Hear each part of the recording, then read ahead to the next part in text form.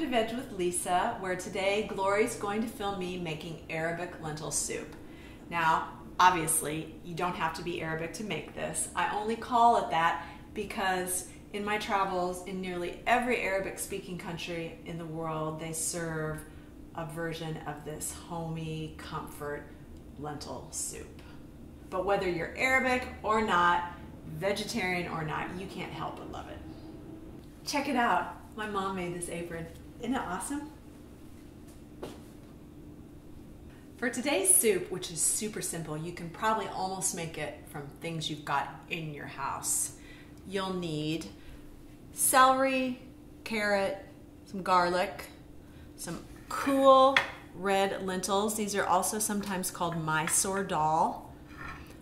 An onion, mine's an Iowa onion, and some cumin and ground coriander. You can find the recipe along with all kinds of other good stuff at our website, vegwithlisa.com. So I've already chopped up medium onion. You'll have about 1.5 cups, and I'm going to chop up 1 celery rib and 1 carrot. I didn't peel the carrot because it's organic.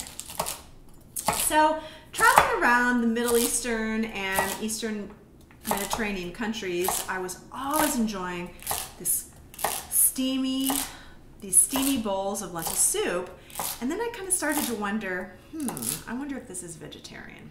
Sometimes restaurants use chicken stock in their soups, so I decided to go home and make my own and make sure it was vegetarian. Got my carrot and my celery, all ready to throw in my soup pot.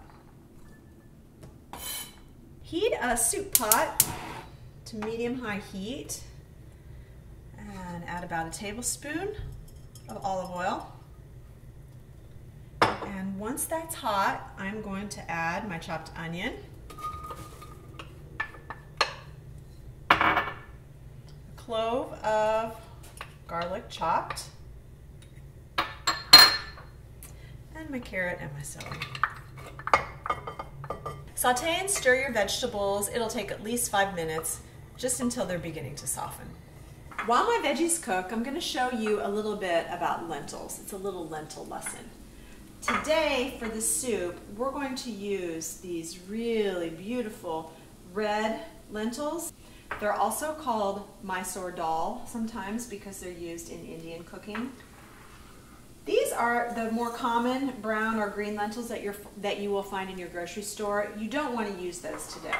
All kinds of lentils are high in protein, high in fiber, and low in fat. When the vegetables are nice and soft, add 1 tablespoon of ground cumin and 2 teaspoons of ground coriander to your pot. And stir just for a minute or two until the spices are fragrant. My spices are nice and fragrant, so I'm going to add 6 cups of water.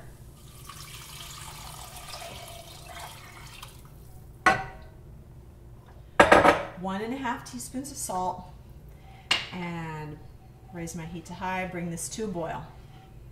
To my soup pot, I'm going to add 1.5 cups of lentils. Rinse and pick these over. Sometimes there's little stones in them, bits that you don't want in your soup. Bring it back to a boil. Partially cover and let those cook until they're soft and falling apart. This is one of my favorite tools. After the lentils are soft and falling apart, remove the soup from the heat, and you can puree it with one of these handy immersion blenders.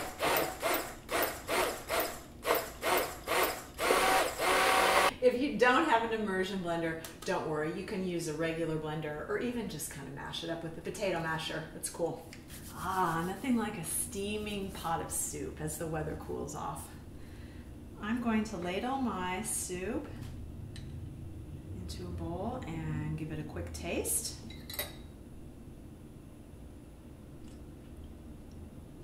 Oh, it's good.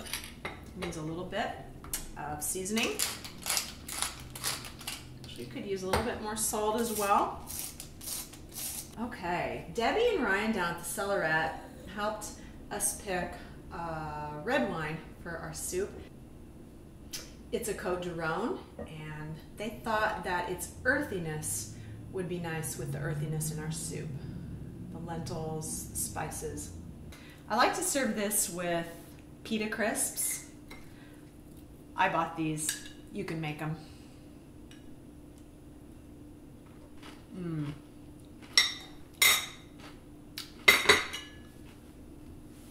Let's try it with this wine. Oh, definitely earthiness.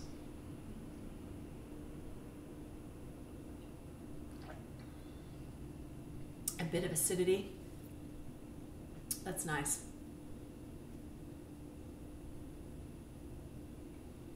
Glory chose Hefeweizenbier. My German friends can tell me if that's right or not, which is simply a wheat beer from Germany. And it sounds like it's going to be nice and herbally, which should go well with the spices in our soup. Oh, let's give this a taste. Oh, I love that soup.